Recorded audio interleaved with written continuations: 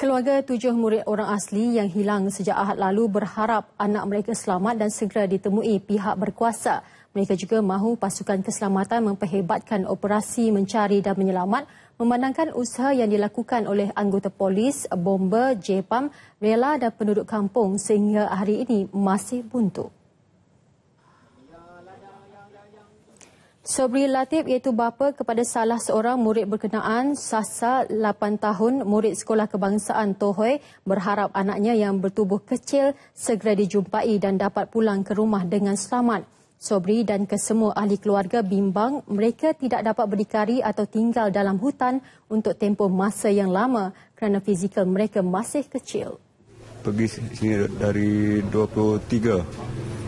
Lepas tu pergi sini, cari-cari pun tak ada dapat.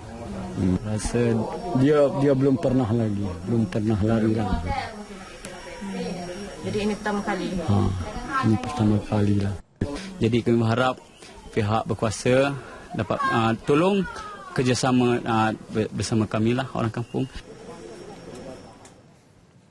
Jarak kampung mereka terletak agak jauh dari sekolah. Sekiranya menaiki kereta pacuan 4 roda memakan masa lebih 2 jam dan lebih 1 hari jika berjalan kaki.